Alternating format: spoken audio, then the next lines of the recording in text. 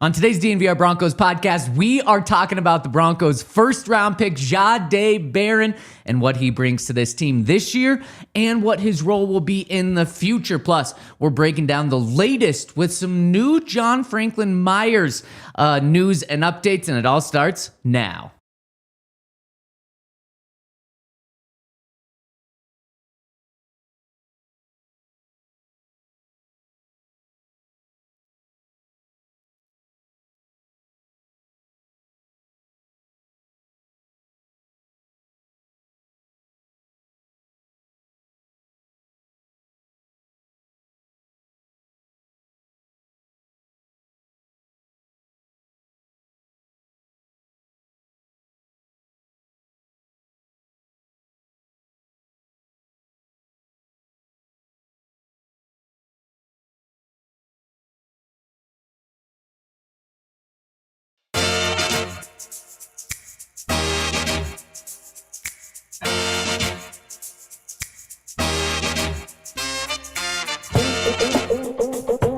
Happy Monday, everyone, and welcome to the DNVR Broncos podcast, where we're breaking down the Denver Broncos first-round pick, Jahdae Barron, and we are the DNVR Broncos podcast. Henry Chisholm, Zach Stevens, we've got Alyssa and Dion behind the camera. Henry, how was your weekend? Well, the Avs lost, so it sucked. Yeah. It was not a good weekend. I didn't really do anything else. Just a lot of finish cutting up all the Q Robinson clips, so that'll be up on the website later today. That was about it. Yeah, I got to say, well, make sure to check out thednvr.com for all of Henry's film rooms. I've got a piece up today, this morning as well, so make sure to go and check that out. I mean, you brought it up. I mean, yeah. That Nuggets and Avs was just, it couldn't be more different going on at the exact same time. Yeah. No, it was just awful. That is not a fun time. And it just sucks because now the Avs are out, and technically, like, it's a first-round loss. Even though they lost to the Stars, who are the favorites to go on and win the Cup. Like, that probably was the Western Conference Finals right there, but it is what it is. Now it's a first-round loss instead of what could have been a team that wins a Stanley Cup. So let's flip this to the Broncos. Yeah. What's the NFL equivalent of what the Nuggets did on Saturday night? Nuggets go to Game 7 for those that didn't follow as closely as us. Yeah. Nuggets go to Game 7 against the Clippers and absolutely destroy them. Yeah. I mean, from start to finish. It was never a game. Well, the Avs it's that Ravens loss in the playoffs. That the year where the Peyton Manning year where you're like, this could be a Super Bowl winning team. I'm trying to think back to a Broncos blowout. That's a good one, pointing to the Ravens. I think it's like having a 2-touchdown lead going into the fourth quarter, and specifically with how this game unfolded with Mikko Rantanen, a former Av just this year, going on and having a hat trick to win the game in the third for him. I think it's like Russell Wilson doing that to the Broncos, because there's been a lot of crap talking about Mikko and how, like, he was a product of Nathan McKinnon and stuff. And since Russ left, there's been a lot of talk about him and not the greatest light in Denver. So I think it's like the Broncos having a 14-point lead in the fourth quarter, going into the fourth quarter, and then Russ doing like 17 points in the fourth quarter to beat them in the playoffs. Yeah, I can't remember anything along those lines. Even like any running backs. Obviously, like Clinton Portis never came back. I don't know. I'm struggling to find an example. Even one where the Broncos would be on the other side. It's like, it's not like Bill Romanowski had a crazy game against the Raiders or anything in a playoff run. Yeah. There's just, I don't know. It just sucks. Nuggets, though, good news with them. They're playing tonight. Big underdogs, but I think they might shock the world here. I hope so. I think the equivalent here is like 2 11-6 teams meeting in the playoffs, both evenly matched. It's a close game for the first three quarters. It's tied going into the fourth quarter, and then the Broncos just absolutely destroy, like, 21-point fourth quarter. They end up winning 42-21 or something like that, when it seemed like it was going to be really close at the start of the fourth. Yeah. Jose in the chat says it's like the 2005 Broncos Patriots game, which I struggled to remember because I was only 8. So I remember the Steelers game. Yeah, it was 27-13. I mean, let's see. I'm not sure exactly how it played out, but that could be the one. That, man, it was the Nuggets had like a 30-point lead all game. I feel like that's more than a 14-point win. Yeah, I mean, it depends on how you get it. I can't find details of that game in particular. But yeah, I mean, if anything, that's equivalent of like 21-point win, though. Yeah. Plus, yeah, I mean, exactly. it got closer there at the end too. So they went up. They never really like blew them out. It was 17-6 going into the fourth. Yeah, I mean, Jose points to one of the all-time flips for Bill Romanowski going from the Broncos to the Raiders, and he points out that he had a crazy game where he actually hurt Shannon Sharp and Clinton Portis. Yeah, that's pretty rough right there. But let's focus on the good. Yeah. With the Nuggets making it on tonight, I'm repping them. If you want to rep them, make sure to get a t-shirt over at our locker, where we've got so many awesome ones. In fact, I think there was just one from the past couple of days that's brand new. Yeah. So make sure to check that out. And Henry, let's dive into the Broncos. We talked a lot about Jahdae Barron last week and his role with the Broncos and where he fits, but let's dive even deeper with him to talk about just everything regarding him, because this was a position that no one expected the Broncos to go after. Yep. So let's look at it a couple different ways. Let's look at it as where he is week one of this year, if that role changes throughout this season, and then where he is and what his role is and value is to this team for the long term as well. So let's start in the short term right now. What's Jahdae Barron's role week one, his rookie season? He's the nickel. And as Baldy said, like, Ja'Quan's not just going to give him that job, and Ja'Quan's going to fight pretty hard. But, I mean, when he's a first-round pick, he has to be the heavy favorite to be a week one starter. So I think that's where he fits in right away. You play him in the slot. Broncos play so much of that zone defense that role it kind of fits him well. Just sitting there, going out to the flat, hanging in like the hook curl zones, and then blitzing him off the edge. Like, it should be a pretty easy transition for him. Yeah, I think it's that simple. Yeah, I think it's that simple as well. And you're right, Henry. He better be the week one starter. Like, you don't draft a cornerback where you already have so much depth, specifically one that just dominates that nickel spot. You don't draft him and then have him be a backup starting the first week. And when I say backup, I mean the nickel position. And if people are like, man, did they really draft a nickel in the first round? Well, we'll talk about how he transitions to maybe an outside role, but it's not just a nickel spot. A nickel is a starter on defense in terms of the number of reps he plays. Ja'Quan last year, he played 75% of the defensive snaps. Sean pointed to it and was like, you're in nickel and you're in these other coverages, sub packages about 70% of the time. So that's what they expect for him. Be on the field 70% of the time. Ja'Quan played 75%. So you even expect more than that. Okay, it's no longer like just the nickel where you think like, okay, 20 years ago, maybe he plays 30% of the snaps. No, he's playing 75% of the snaps from the get-go. Yep. Yeah. I think, again, Ja'Quan's not going to hand the job over. Like, he needs to go out there and win that job in training camp. But if it's close, then they're giving it to him. Yeah, and I think it's fair to say that Ja'Quan had an incredible season 2 years ago. Wasn't able to follow it up last year with another incredible season. Was asked to kind of play different roles as well, so maybe that's not the most fair assessment. But now the Broncos think that they have just an incredible three starting guys with Pat on one side, Riley on the other side, and then Ja'Quan inside, Jahdae inside. But one of the things that you can't forget, it's not like Ja'Quan, he's losing this job, but it's not like he's not going to play on the field. The Broncos, I think, are really going to utilize this to the strength. They're going to utilize it a lot, and I think they're going to go in dime where there's 4 cornerbacks on the field, even more than they have in the past, because they still do like Ja'Quan. And I'll say it and I'll say it again. Ja'Quan is the best 4th cornerback on any team, and it's not even close, especially when you factor in where he's going to be on the field. He's not going to be outside. He's going to be inside, and he is a very willing tackler. We saw him get sacks. We saw him force fumbles. He's a playmaker. To have that guy as your 4th, I mean, I don't think that this Barron pick was saying that Ja'Quan's bad. I think it's saying, man, we can just have an embarrassment of riches here in the secondary. Yeah,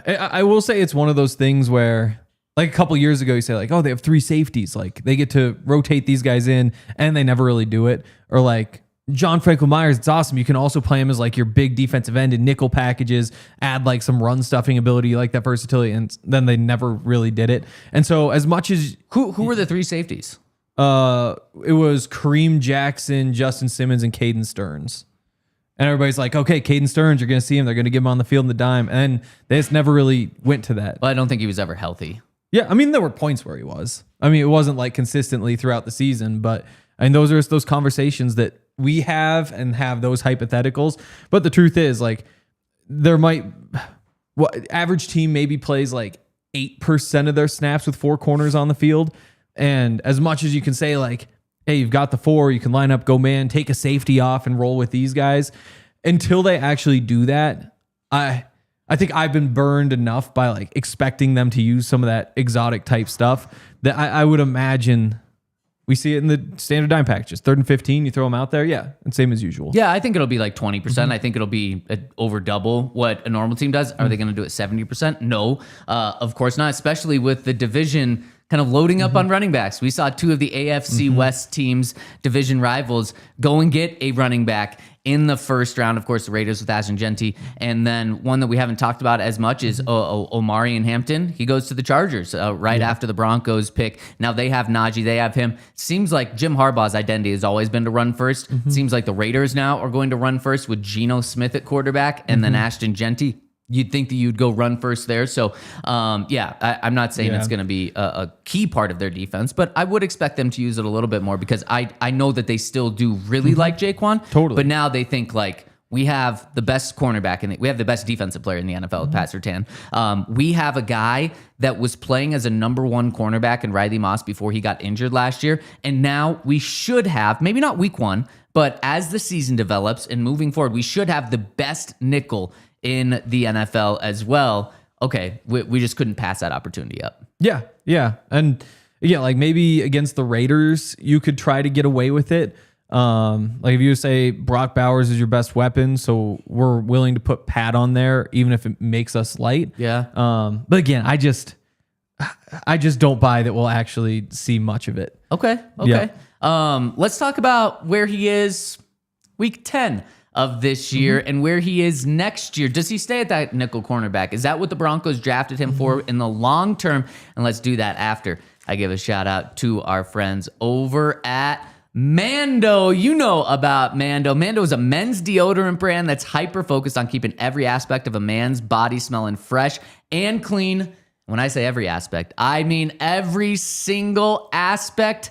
Pits, belly buttons, balls, butt cracks, grundles, everything you can think of. Mando is here to make you stay fresh and smell great. And they have so many different flavors: bourbon leather, clover woods, Mount Fuji, and Pro Sport. If you want to stick with the sports side, they've got that for you right there. And you got to get in on Mando. We've had so many people say, like, I'd never heard of Mando until you guys talked about it. Got it.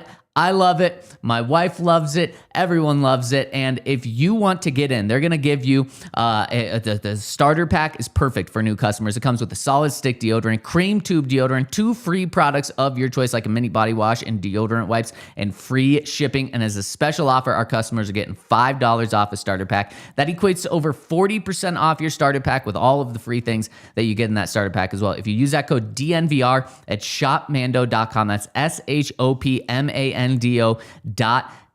Please support us by using that code DNVR. Smell fresher, stay dry, and boost your confidence from head to toe with Mando. And shout out to Game Time. If you're looking for tickets, that's the place to go. I'm not sure when the Rockies are back in town, because I know I don't leaving. think really many people know. Yeah, I know, which is sad. If you don't know, Henry. I know. Back-to-back wins, though, and you get all excited. Didn't know that. Yeah, Congratulations. No, they had the back-to-back wins. Yeah, well, there's that going on. Tickets are going to be cheap. They're going to keep getting cheaper closer to game time. But also the Nuggets are still playing. And I'm not sure.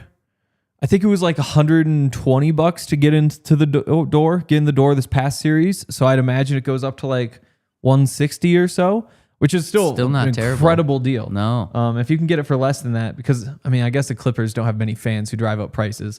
But the Rock or the Thunder certainly don't either. So that shouldn't change much. All sorts of awesome perks. Saving money close to the end. They've got their game time picks, the zone deals, all in pricing, so you know what you're getting. The view from the seat, lowest price guarantee, so you can get 110% of the difference in credit if you find the same ticket for cheaper somewhere else. Take the guesswork out of buying tickets with Game Time. Download the Game Time app, create an account, use code DNVR for $20 off your first purchase. Terms apply. Create an account, redeem code DNVR for $20 off. Download the Game Time app today. Last minute tickets, lowest price guaranteed. We have in the Toyota chat, a lot of people chiming in. Hit us with a thumbs up if you're tuning in. Really, we really appreciate it, especially people tuning in May. We really appreciate everyone tuning in to Broncos Talk right now. And in the Toyota chat, Luhart Steele says, I believe this defense will prove early in the season that throwing against them will be a high risk. The team is going to have to get good at stuffing the run because the secondary will be stout. It's a great point. And I think teams will look at what the Buffalo Bills did against the Broncos, and Broncos weren't really able to stop the run at all. And they're going to try that because they're going to see Pat Surtain. They're going to see Brandon Jones. They're going to see Hufanga. They're going to see Dre Greenlaw. They're going to see Riley Moss and Jahdae Barron out there. And they're going to say, no. Even the Chiefs, I think, are going to be like, would prefer to run the ball if we can.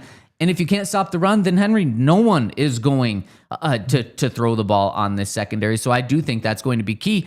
However, saying that, I think that Vance Joseph is, especially early in the season, if teams try to attack the Broncos like this, I think Vance Joseph's going to say, well, we're not concerned about our secondary. We can put 7 guys against the run right now to start off, show that we can stop the run, force you to pass, and then we'll let Pat Surtain and Jahdae do their work. Yeah. And remember, the run defense arguably was the strength last year. Even though you lead the NFL in sacks, all that stuff, I mean, only 2 teams gave up fewer rushing yards. Only 1 gave up fewer yards per carry. Yep. So, I mean, that's why the defense should be so good, is that's what you're kind of built to do, is with those guys in the middle. And DJ Jones, one of the best run stuffers, with Zach Allen and John Franklin Myers next to him, with Malcolm Roach coming off the bench. Like, you're just so stacked up front that's why it was such a big surprise when the Bills were able to run on him. But yeah, I mean, early in the year, Jahdae is going to get tested because he's a rookie. Like, that's just the way it's going to go. And if he holds up, then pretty quickly teams will say, we can't do this. And that's when things are going to get tricky for him. But yeah, I think again, all the pieces are there for it to be a really good defense. And we have Gabe in the comments in the Twitter chat saying, I think this draft is a clear punt on this season. They'll try, sure, but I don't see the aggressiveness of Super Bowl hopeful team. If that's referring to what the Broncos did in the draft by going out and getting a cornerback, then you would have thought that what the Broncos were doing with Super Bowl 50 was also a punt on that, because they went out, they had Aqib Talib and Chris Harris Jr., great outside corners. What do they do in the first round? They go and get Bradley Roby. And Roby provides just that third cornerback to make it an incredible team. Then they go on the next 2 years, I believe, to win the Super Bowl. So I would have to disagree with you there on that one, Gabe. I don't think this is a punt. I think this was, instead of reaching in the draft for, I know they were very high on Trevion Henderson, but they felt like they would have been reaching there. And instead they got what they thought was a great value pick. I'm never going to kill a team, and especially say that the team's not going for it if they get the best player on their board, even if it's a position of strength. Yeah, and I mean, they did get RJ Harvey in the next round because that was your only hole. I would still say that just like general juice on the offense is a bit of a hole. Like, there's still room for one hopefully kind of dominant weapon. But for the most part, you kind of got that figured out. Like, you got your depth at receiver, so you roll the dice, hope some of those young guys get better. With Evan Ingram, with RJ Harvey, who is bigger than Trevion Henderson, better production, more productive than Trevion Henderson, more efficient than Trevion Henderson, and faster than Trevion Henderson. Like, that, better between the tackles than Trevion Henderson. So you touch on all those and say, if he winds up being better than Trevion Henderson, how surprised could you really be? Well, and at the exact same time with the offense as well, the Broncos had the 10th best scoring offense in the NFL. I think people sleep on that just because it was a young offense.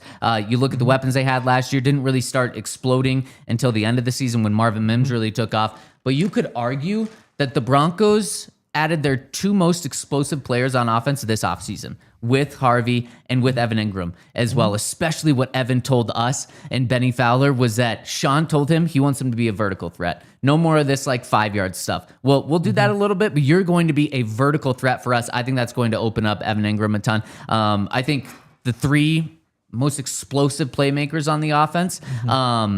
I guess 4. Cortland Sutton, Evan Ingram, RJ Harvey, and Marvin Mims. 2 of those are brand new from an offense that quietly was a top 10 offense last year. So I am feeling different than some people in the Toyota chat. I am feeling very optimistic about what this team is going to be. And one of the reasons is because of the defense and just how much of a strength it is right now. We talk about them adding RJ Harvey and Evan Ingram on the defensive side.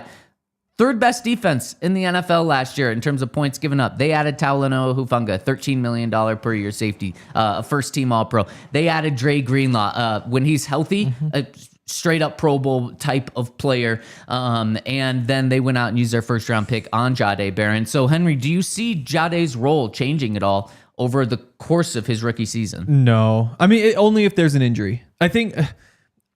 Again, where we know Barron should be good is in the nickel. I think if you talk to the average draft analyst, Fran being one of the many examples, they'd say, yeah, he's never going to be a boundary corner because he's just not built like one. Like, he doesn't have the skill set of a boundary corner. You know, Dre brings in like the Denzel Ward comp because that's a guy who had a similar profile.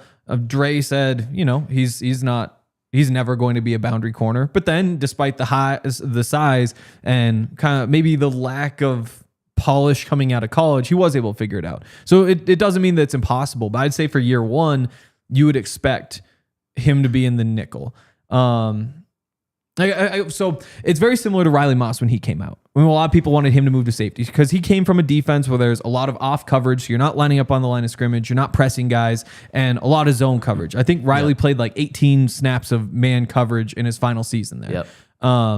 Barron had a pretty similar profile coming out of that Texas defense where he's just playing that boundary over and over again and playing from off coverage. And I think that when they let him be more physical, when they let him press up more, I think he looked better. But based on all of kind of the cumulative evidence, there are a lot of signs that would say like, yeah, there's just a little bit too much separation playing in this off zone type coverage or even off man type coverage. Now, Riley figured it out. Riley was able to 2 years later, right, or 1 year later, step in and, you know, be solid enough in man coverage that being so good in zone coverage shines through. And it's going to be kind of that same thing for Barron, where if he can just get the man cover ability up to like a passable level, then all this stuff that he can do in zones, jumping routes, keeping his eyes on the quarterback, then that shows up on the boundary. And that's what you really need because that's what makes him special. It's not stickiness. It's his ability to read the quarterback and figure out where to go. I'm not concerned about his ability to go outside at some point at all. And I do not think that he is just a nickel and profiles as a nickel for his entire career. I don't think that's the case. Yeah. I know that there are some concerns about it. I'm not concerned at all. I do think he has the physics. He's not a Pat Surtain 6'2", 200 pounds, but has the size to be. Well, and that's the other thing about Riley, though, is that Riley had the extra 2 inches. And that's kind of the final piece where it's like, okay, so you get all this other stuff. Is the size just being that tiny little negative that's going to drag you down? Like, that's just that one more thing that you've got to get over. I don't think so. You don't think so? No. I think, he was arguably the number 1 cornerback in this draft outside of Travis Hunter. And that's not because he's just a dominant nickel. It's because he can be all over the field. We saw it last year. Texas, one of the reasons he came back was to play outside. And what does he do? He goes out and wins this Jim Thorpe Award, the best cornerback in the country right there. All of his analytics were the best in the country, including Travis Hunter there. So I'm not concerned at all with his ability to move outside. I just think what's going to keep him inside this season is Riley Moss. It's because of that strength. Obviously, he's not taking Pat's job. And I think that Riley gets, I think, just the way the season ended last year, and specifically that Bengals game, he was the first one to admit, in his words, he said, sometimes you eat a shit sandwich. And that's what happened in that game. Those are the exact words that he used. And before he got hurt, though, and then was out and then came back, and that was his first came back, and it just left a bad taste in everyone's mouth, including his own. He was a true number 1 cornerback on the outside. And that is, I think, what he is going to be moving forward. Another season under his belt. This is his third year in the league, really his second in terms of playing. He didn't play much his rookie season. So I just think that this is, he is going to be a number one cornerback. And I think that's going to be tough for a rookie to overcome. So I agree. I think he's a nickel this entire season, but it has nothing to do with him. The interesting thing is, if he takes that step from year one to year two, I wouldn't be surprised if Riley moves inside just because Jahdae is just so good. You have to move him outside and then Riley inside. And I know the Broncos absolutely love Riley Moss's potential on the inside as well. Yeah, definitely. And there's always a chance it's going to happen. You just need to get lucky and hope that the tape from last year is just because he's a little bit raw out there. And so, like, there were a lot of times, for example, like, he just flip his hips the wrong way and then he'd be able to run all the way around and then somehow still make a play on the ball. There's a lot of that stuff with technique where you say, like, it worked out for him, but he definitely isn't as sharp. And what scares you there is just that when you list all of his strengths, by moving him to the outside, you're taking a lot of those away. For example, like, number one, probably just like the instincts. And the instincts play up when you're close to the line of scrimmage. The further you get from the line of scrimmage, the longer things develop. Like, obviously, the best example being, here's a deep ball up the sideline. That's a 5-second play while you get up there. When you're on the inside, everything just bang, bang, bang. And he is so good making all these quick little decisions, getting into the right spots. Physically, he's quick too. And that might be his number two strength. And when you're inside, the ability to shift from 2 steps this way, 2 steps that way, it's just huge. It matters a little bit less on the boundary where, again, the ball's in the air a little bit longer. You're playing the angles a little bit more. It's more about what happens at the catch point. And finally, the physicality, where you say, like, that's arguably maybe that is his number one strength. And when he comes downhill and makes plays in the backfield and the blitzing ability, that's just not something you do so much on the boundary. And so it isn't necessarily that you don't think that he will ever be good enough to play out there, the size is going to hold him back, or that he just, whatever it may be, he isn't sticky enough when he plays out there. It's more so that when you run through the list of strengths, those matter less when you move him out there. And to make up for that, he needs to become so good out there in a way that, again, he's just a little bit raw. We don't know for sure that he has that in him. Is it better just to play him where he's a really, really good player instead of saying, like, hey, you're cornerback 2 out there? Sure, fine. Because it takes away a bit of that specialness. It's the same thing with, like, a Tyrann Mathieu. It's like you want him close to the line of scrimmage. You want him blitzing. You want his physicality. You play him deep, it's like, yeah, he's a good deep safety. But, are you missing the point of having him? A couple of things, though. When you went through his strengths, which I agree, those are things that he's very good at. I think of Pat Surtain and I say, those are his strengths too. That doesn't make him, there's no argument to put him inside. He's great at all of those strengths that you said about Jahdae, which translate to outside as well. So I would put that out there into the equation as well. And then you say that his tape is raw on the outside, and just will it translate? His tape was great last year. The results were better than the tape, though. Again, when you have the best passer rating, for example, or third best passer rating in the country among however many corners.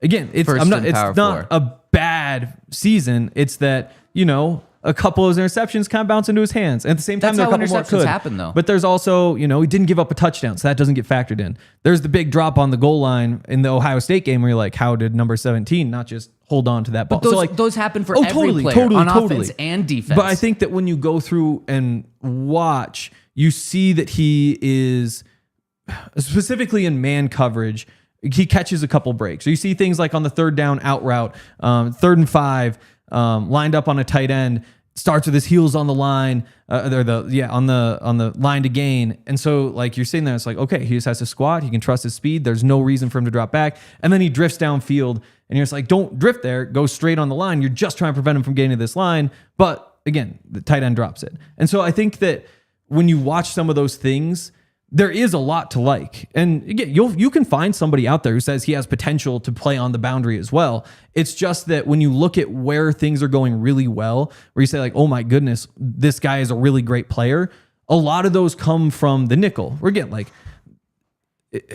he isn't a bad boundary cornerback. He's a good boundary cornerback. He's an elite special type interior defender. And to go back to the Pat Surtain thing, again, like his strength is his ability to play press man or just any sort of press coverage and just be a racer on the boundary. Like you can't get the ball past him to the boundary. It's that size and it's that length and it's just the polish, the smoothness with which he plays. And where Barron has a lot of like the quick twitch, like here's what's happening, here's where the ball's going. Pat just has that like pure eraser ability that I think kind of you build his game off of.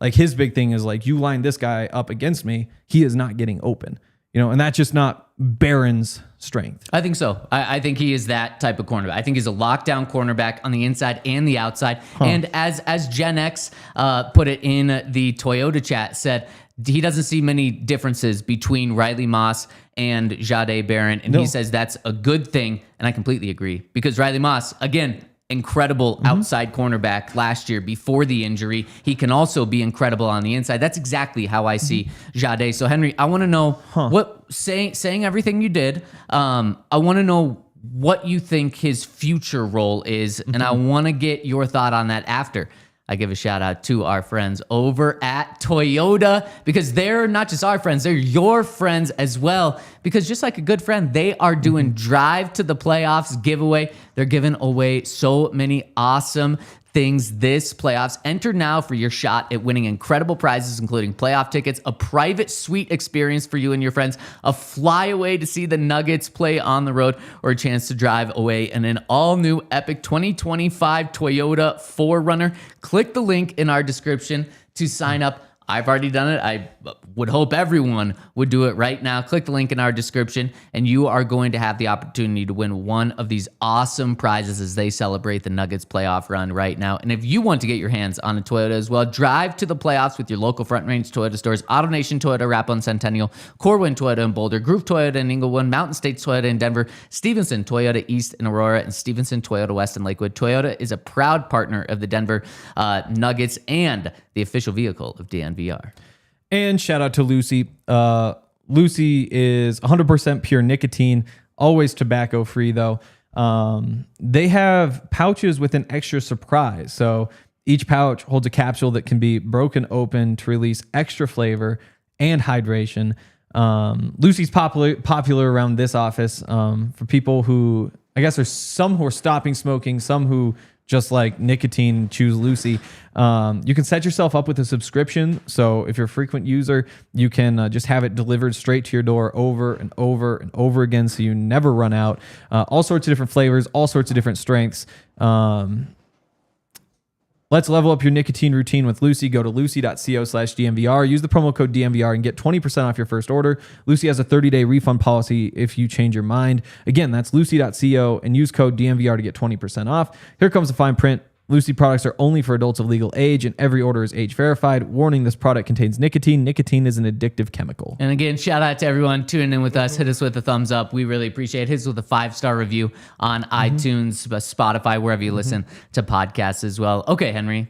What's his long-term fit with the Broncos? I mean, it's Honey Badger. I mean, that's what you're hoping for here. And again, like the Riley comp, going back to that, again, I think that's the right, there's a lot of similarities at the very least. Because again, it's the same kind of hole in the profile in terms of just as a pure boundary guy coming out of college. Again, like maybe he figures that out in the way Riley has. Again, the 2-inch difference in height might come into play. Because again, like we saw what happened with T. Higgins against Riley. Like that's just a big guy who's able to make plays, and you take a little more height off. You wonder what it looks like. Now, if he's stickier, if he's better at the point of attack, whatever. Big picture though, again, if he winds up to be as good as Riley Moss is on the boundary, play him inside. Because that's not good enough to take away what he does so well there. You know, like for him to be, I don't know, man. I think so. I think you're taking away from what Riley did before he got injured. Good. Riley No, was he's was good. a true number one cornerback before he got injured. I wouldn't. He's incredible. He's a good number 2. You know, especially like just the size, the build, like that. That's where I'm at. Like if let's just say you wind up with like, hey, Jahdae Barron can play on the boundary, and he's going to be the 32nd best boundary cornerback in the NFL. Taking any names off of it, you say no, play him in the nickel because he's a freak in the nickel. He's a monster in the nickel. I agree with that. And so that's where I just don't think he's the 32nd best, or will be in a year or two. Yeah, but I mean, those are kind of the conversations that you're going to wind up having, where you say like, hey, we are taking away we're diluting how much his strengths matter when we play him out on the boundary.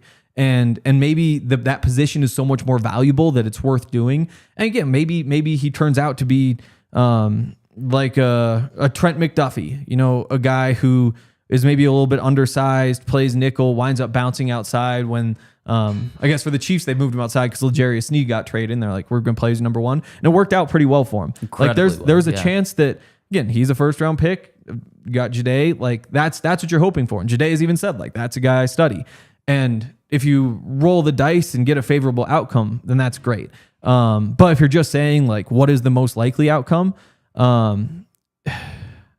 even saying Honey Badger is a little bit aggressive probably when you're saying just most likely, because that's, all pro type player, but that's what you're hoping for at the very least, is that type of weapon who, you can blitz him, you can man him up against tight ends, you can man him up against slot receivers. He's got the speed that you don't feel like you have to worry about what's happening over the top. You can just kind of leave him alone out there. He's a plus run defender. And if he does that, then there's all pro potential there. And again, the just given how the people who studied the draft talk about him, you would say, there's maybe a 20% chance that he winds up being like a good enough boundary corner that's worth taking him out of that role. But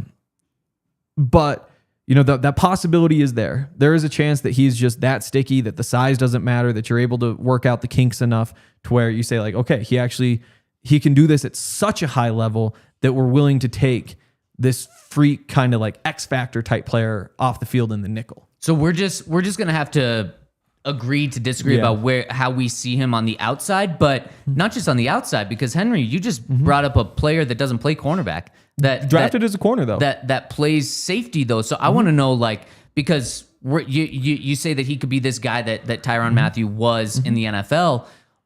When does that transition happen, or where does that transition happen? And obviously with this position, it doesn't have to be like year one. You're moving out to the safety room right now. But do you see him becoming more of a safety than a cornerback with this comp? So personally, I wouldn't see him as a safety. I know there are a lot of people out there who do see him as a safety. And I get what they're saying. The perk would be that you have just one more way to use him that you like. And I don't think it's worth it.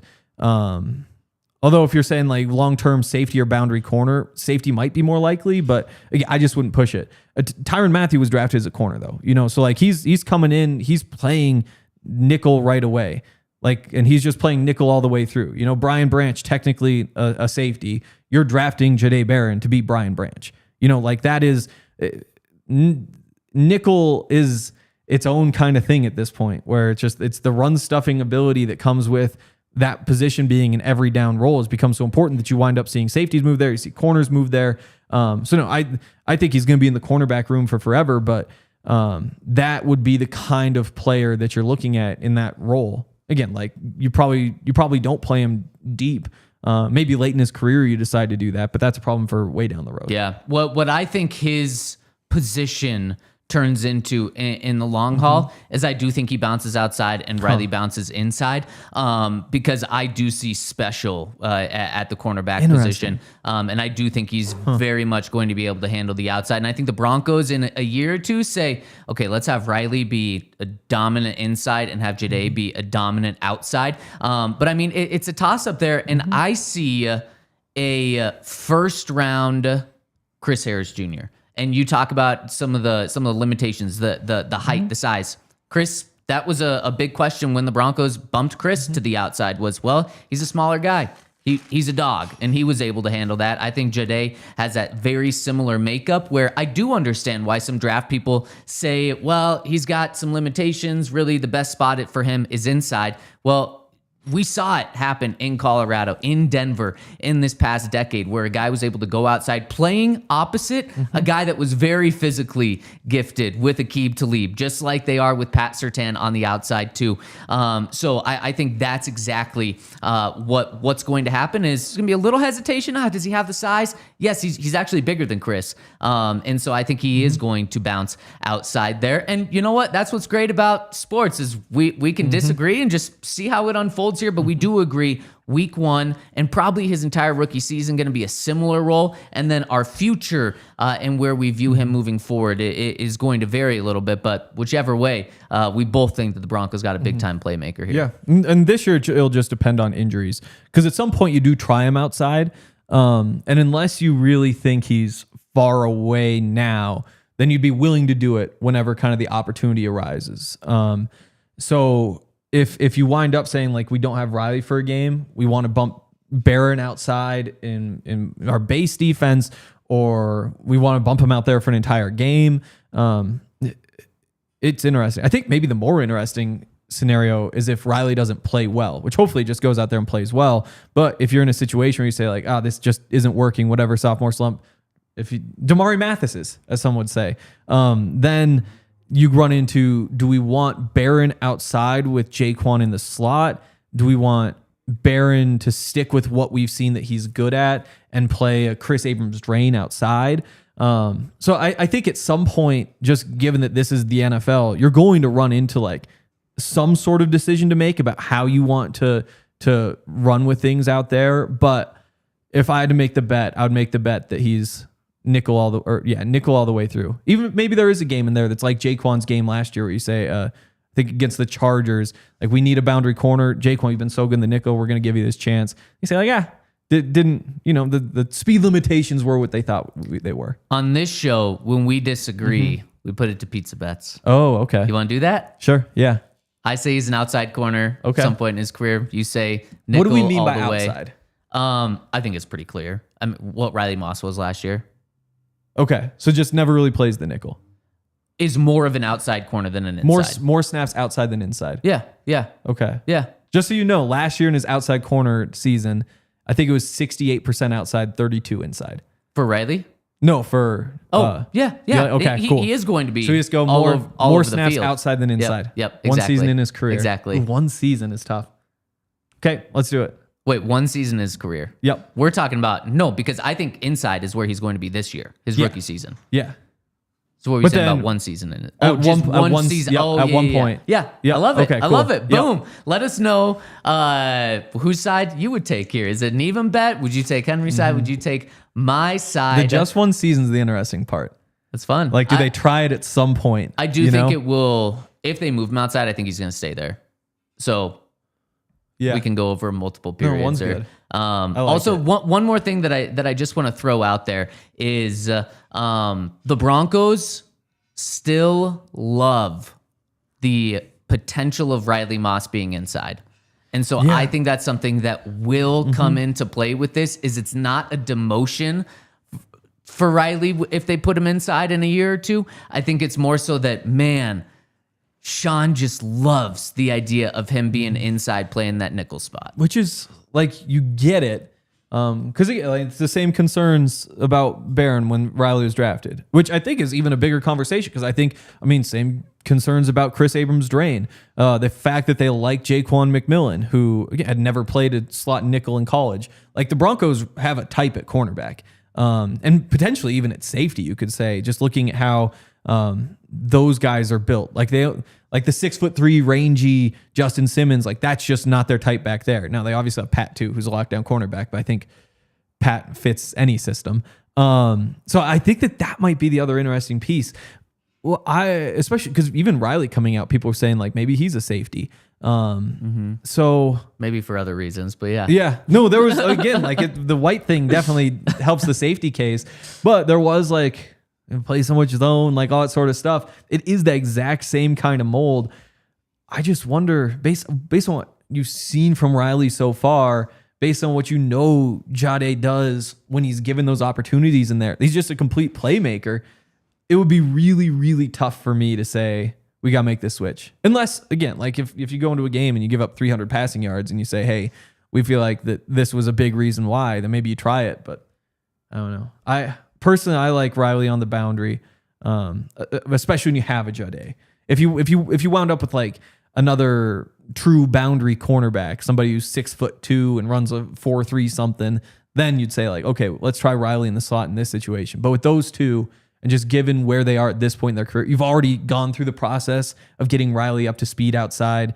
and you haven't really started yet with Jahdae, I like just holding on to that. Okay. Yeah. I know how much Sean, even this offseason, has still talked about the opportunity of him playing outside. Someone asked the difference between Chris Harris Jr. and Jahdae Barron's size. Obviously, it's hard to comp because Chris wasn't invited to the combine, so you can't do like coming out of college. And once coming out of college, you expect him to add a couple of pounds. But Chris Harris, 5'10", Jahdae 5'11", which I think is pretty much the average size for an average cornerback is in the NFL is 5'11", 6 feet tall. Like again, Pat Surtain being 6'2" is very, very unique and different. I bet Riley's 6 feet.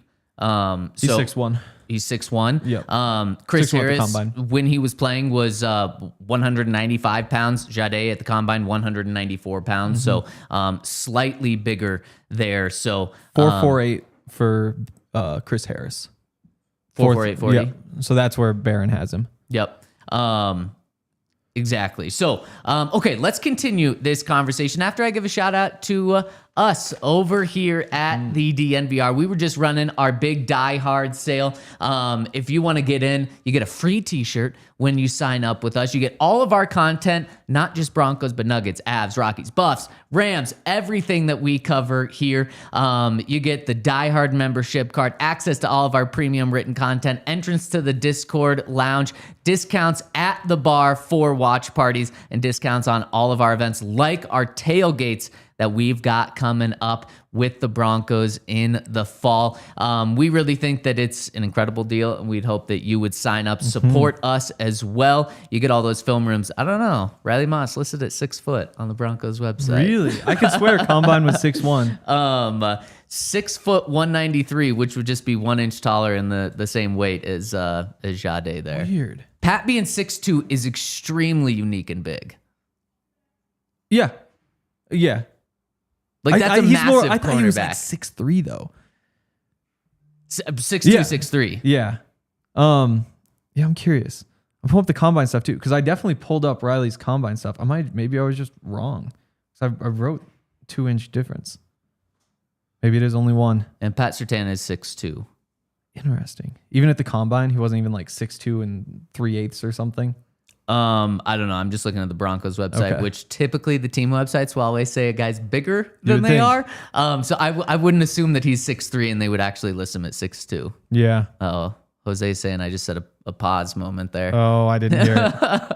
I think we were talking about guys' size, so maybe that's what that Yeah, was. probably. And shout out again to everyone tuning in with us. We got so many OGs in. Daniel, Jose, Jess, Kyle. We appreciate everyone who is tuning in with us. Chase as well, seeing you in there. And so many others. We really appreciate everyone. Drop us a follow over at DNVR_Broncos on Twitter/X. Make sure you're following our Instagram, DNVR Sports on Instagram. We appreciate everyone who's tuning in with us. Henry, let's switch gears here. Continue to talk about the defense, but there's a new little wrinkle in a player with the Broncos defense. It came out this weekend that Broncos defensive end John Franklin Myers, this was from Chris Thompson, I'm just going to read the entire tweet right here. He said, John Franklin Myers is spending several weeks this spring working out with pass rush specialist BT Jordan in Dallas. Although JFM hasn't been at Broncos offseason workouts, he could attend second OTA session June 3rd to 5th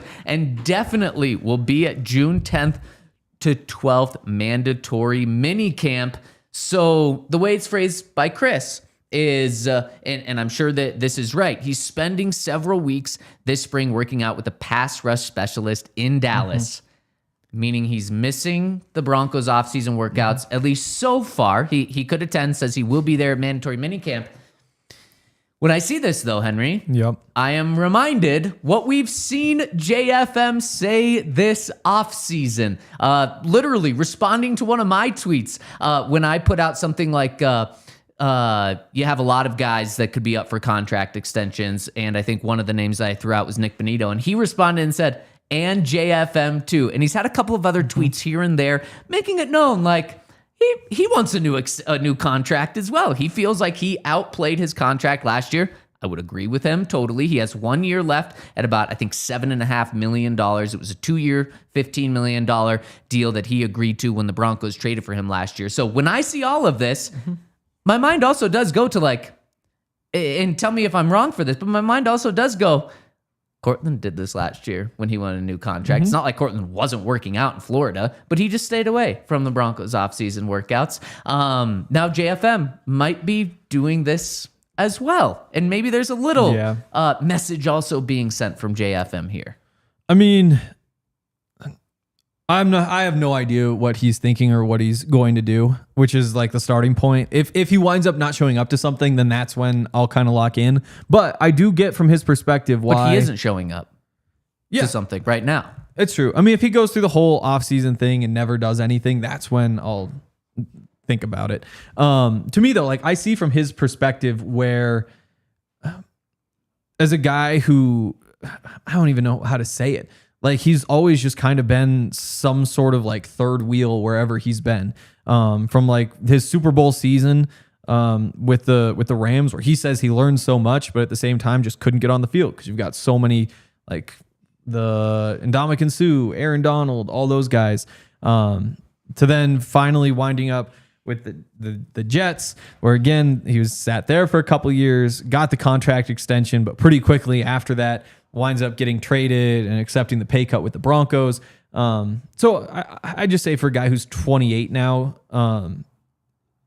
security, it makes sense for a guy with his background to want some security because he's been producing all the way through. And it might not be like big time, you know, it's not Chris Jones type production. I think that's why he just tends to kind of get lost in the shuffle in some ways. 26 and a half sacks over the course of 2018 through now. A handful a year. And again, like early in his career, wasn't getting to play all that much because the guys in front of him. Same thing with the Jets. He's a 4th round pick. Takes some time for him to factor in. But he just hasn't quite gotten that deal other than the one that he got let go from pretty quickly after it happened. So a guy like that, when he wants more money, I'm more receptive. Again, it's nothing against Cortland Sutton, but like, hey, Broncos took care of you. You're playing out your whole contract. You've had this security. You've known you're a Bronco all the way through. Yeah, now you're hitting this point where it's like, oh, it could just be one more year. There's a guy like John Franklin Myers who has been kind of year to year to year to year to year. Other than that 1 year where he felt like he had security and then immediately had it ripped from him. So I feel for the guy. I hope he gets a deal. It's just a tough one to nail down numbers for because, yeah, if he was getting 2 more sacks a year, you'd say, yep, give him his $20 million a year. If he was getting 2 less sacks a year, you'd be saying like, oh, we can give you 3 years at $5 million each. Yeah. But he's just in that tough part to value. And so I hope it works out for him. Yeah, I do too. And JFM, I mean, people in the Twitter chat are saying that he was so crucial for the Broncos defense last year. He was a monster. That's what someone said. And I completely agree with that. And his pressures are the numbers that jump off the charts. Like you said, the sacks don't jump off the charts, and that unfortunately has probably really hurt him in contract negotiations, although he did get like $15 million a year from the Jets, and then when the Broncos traded for him, he redid his deal to be with the Broncos, take about half a pay cut, which is insane. I think he signed a 2-year, $15 million deal, so cut his money in half right now. He deserves more money. He is playing better than a $7.5 million player. He is, in terms of edge players, which I don't think he's an edge, but just depending on where you look, some classify him as an edge. That $7.5 million per year average in edges is 42nd in the NFL among interior defensive linemen, which I think he's closer to. He's 40th. Highest paid in the NFL. He's better than both of those numbers. He does deserve more. I don't blame him for going on Twitter and making it be known like, don't forget me too. I want more money. I'm outplaying my deal, because he is outplaying his contract right now. The tough thing, which the Twitter chat is also pointing out, is how many guys are you going to pay along the defensive line, along the front seven, on your defense? Because you just paid DJ Jones, gave him a little bump, $13 million this season. Zach Allen, he's also made it clear from reports that he also wants a new deal entering the final year of his deal. And Henry, he could get $25 million a season, which is a huge amount. We know Nick Benito's eligible for an extension as well. And while he's not defensive line, he's that front seven. He could get $25 million. I've reported that the starting salary is going to be $23 million and then just go up for negotiations. You're paying Jonathan Cooper $15 million a season. Your inside linebackers, you just, excuse me, you just paid Drake Greenlaw. $11 million a season. You're obviously paying 2 safeties. You're paying Pat Surtain. Like, that's pretty much all the starting spots right there. Now, saying all of that, the Broncos are going to have a lot of money open up in cap space next season. What you could do, you could give not a new contract to JFM, but you could extend him. So say you play one more season at $7.5 million this year, but we're going to tack on a year or two of $11 million each a season with, half of that, more than half of that guaranteed. So we'll give you a $20 million guaranteed. Right now, we'll give you a $10 million signing bonus, get you your money now. And maybe that's how the Broncos figure all of this out, is actually, despite paying so many guys on defense, they actually are going to have Russell Wilson's contract up after this year. So that's not going to be on the books anymore. There actually could be a way to pay JFM unless he wants, $20 million. And I'm not going to say that he shouldn't go out and get as much money as he can, because players have a short window to make money. But if that's the case, if it's what the Broncos view as an unreasonable amount, then that might be where it's a really tough conversation. I don't know where it goes from there, but maybe there actually is a nice little sweet spot for him. Yeah, I mean, there's always that chance. There are also a bunch of players who are going to need to get paid next year. Again, we talk about the defensive linemen, but at some point, you can't pay everybody. And the Broncos have been in a spot where for the past, I don't know, however long, they can pay everybody because they just don't have enough good players. Right. So it's like if... That's a bad spot to be in. Yeah, exactly. It's like, guess what? Nick Benito, we have to find $20 million for you. Oh, we have $20 million. Right. I think right now Broncos have the 8th most cap space going to last year or into next year. It's always a little bit deceptive though, just because I think they have like the 25th most players signed. And so the teams that have more players locked up, it's a little bit different. And this time of year, it's just so tough to see exactly where they stand. But $8.5 million, if that's what it comes down to, you can make that work. Yeah. You can find a way. If you wind up saying we're gonna let Zach Allen walk and start playing the comp pick game, like it'd be a bold decision. You'd have to be really sure about it. That'd be crazy. But if you say we like John Franklin Myers, we like DJ Jones, we like Malcolm Roach. Again, Malcolm Roach, DJ Jones, very similar players. Savion Jones and John Franklin Myers, very similar players. And so the one guy you don't have like the really clear backup for is Zach Allen, which complicates things a little bit. But if you did want to say we can go get a 3rd round comp pick for him, it's not a bad deal, because on the back end of it though, like obviously you save all the money and then you say, hey, we've got this 3rd round pick to play with. What could a 3rd round pick get you? Again, that's a starting receiver at this point. Like that's a starter somewhere else. So you could justify it, but it is tough to imagine them also bringing back JFM along with those other guys. Again, Savion Jones is probably like the swing point. If he goes out there and plays well, it's a very similar player in that, I talked about before, you always say like John Franklin Myers, they could play him on the edge. They could if they wanted to, and it'd be a great run stuffing front. You get one of those outside linebackers, you bulk it up, and we've seen him do that in previous stops, but they never actually did it. And so it's the same thing with Savion Jones, where it's like he kind of does that same thing, but really they're probably not ever going to do that despite how much we would like it. And that's just why like the profile on so many levels is so similar that if Jones has a big year and you say like we can get the same thing for the $1.2 million a year we're spending. Yeah, well, and that's going to be the very interesting thing, because you're not going to know what Savion Jones is before this season starts. If John Franklin Myers does want a new contract before this season, that's going to put the Broncos in a very tough spot. Man, Daniel Sepp puts this in the Toyota chat, and I think it's a great point.